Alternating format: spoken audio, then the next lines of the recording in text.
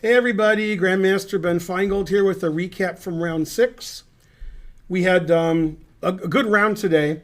Let's start with Firouzja versus Fabi, a fan favorite. They played a Catalan, straight Catalan, G3, straight cash. And in this position, which has been played 1 billion times, Firouzja played Queen D3, very unusual. Fabi tried to punish the early queen sortie by playing C5, making the queen move again and again and again, which is what happened. Castles, CD, a very CD move. Knight D4, Knight C6. And this seems like Queen D3 just gave white nothing except a small time advantage. And Firouzja needs that time advantage because he's probably the slowest player in the tournament. CD5, black can play Knight B4 now and take back. Or he can take on D4 like he did. And we basically just have an equal position. White doesn't really have any advantage to speak of. Even though this bishop isn't as good as this bishop, white has just no development and black is really solid. Rook D1, bishop F6, always play bishop F6. Queen G4, bishop D7. It's not really a pawn sack, although it would be a good pawn sack. Black would have the 2 bishops and all the white squares because this queen is attacked. This is already really bad for white. The king is just too open here. No development. 2 bishops for black. So bishop d7, very natural. Knight d2 after very long thought. Fabi unpinned the potential pin on the d file. Knight f3. Rook c8. Black just has no trouble at all. Okay, now Firouzja always plays for a win with both colors. So instead of playing the most boring moves he can think of and equalizing, like some of the other players in the tournament, he played e4, the only way to try to win. Otherwise, the position is just too stayed. Now, if the knight moves away, white plays e5, winning a piece. So black is forced to play e5 with the attack on the queen. Queen moves to h5, knight b4. In this position, Alireza started to go wrong.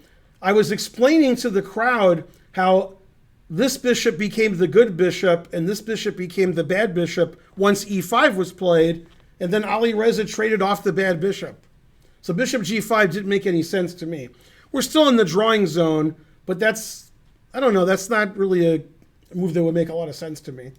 They traded, threatening checkmate, h6, knight back, knight to c6. This position, black is better because not only is his bishop better than this bishop, but I can play knight d4 at some point, and you can never play knight d5 because knights don't move like that. If your knight could go to d5, then I would like white.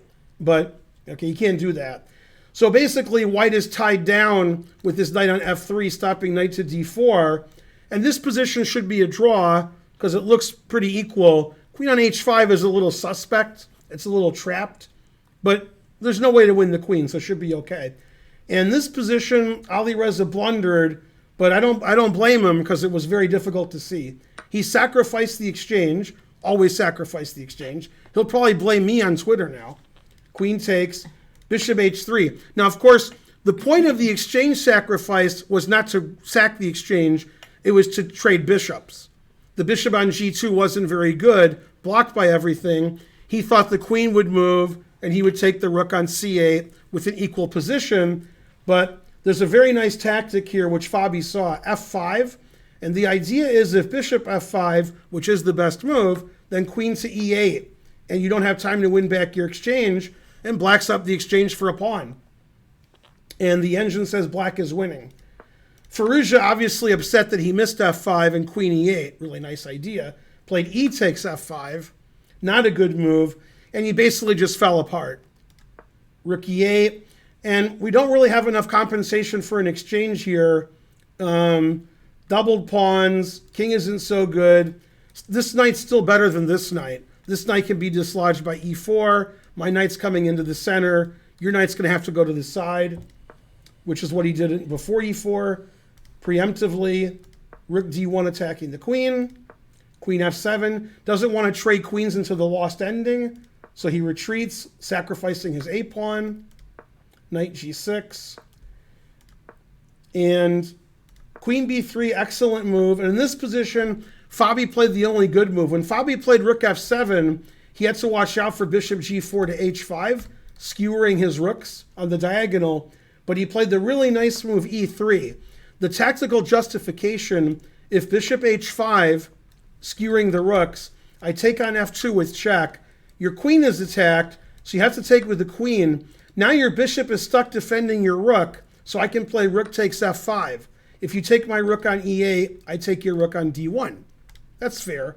And now black is up the exchange for, well, I want to say for no pawns, but black took on a2, so black is up the exchange and a pawn, with the majority on the queen side. So instead of bishop h5, he played king to g2, stopping e takes f2 because the rook is attacked. Rook d8, the best move, forcing a rook trade. And this ending is just completely winning for black. Black has a queenside majority and an extra exchange. Played fe, rook c7, threatening rook c2, king h3, knight f7, here comes the knight, here comes the rook. It's looking bad for the white king, threatening bishop d5, rook c2, knight g5 check, takes the bishop, check. If you play king takes f3 right away, rook f2 check is a nice tactic winning the queen. So he has to check first and then take.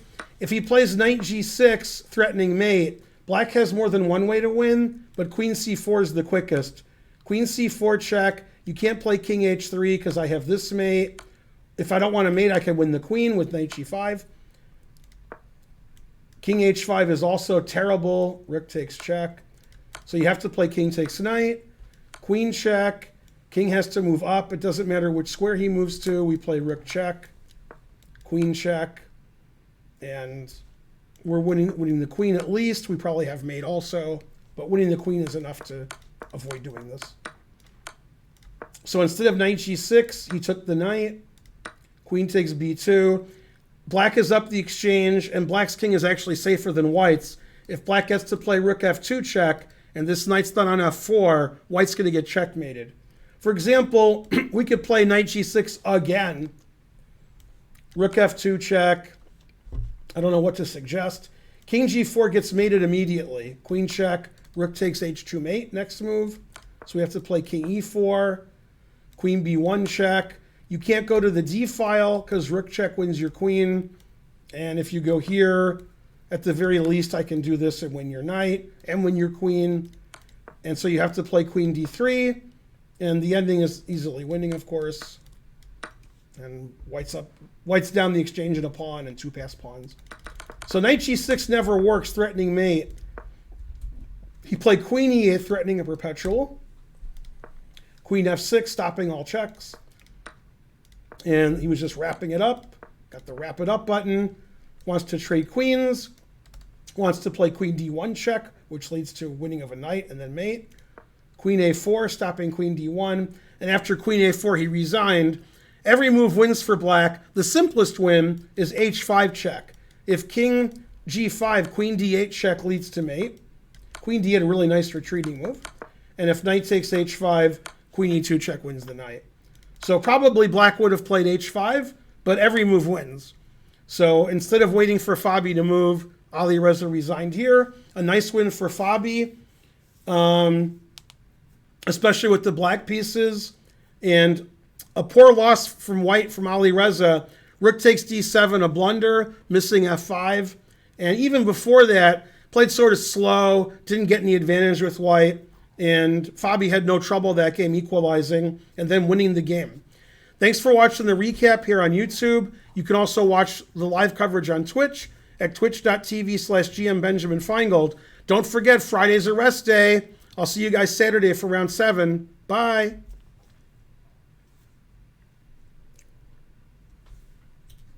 That was just bye for the YouTube people, not for the real people who are watching now and donating and donating. If you can call them people. Yeah.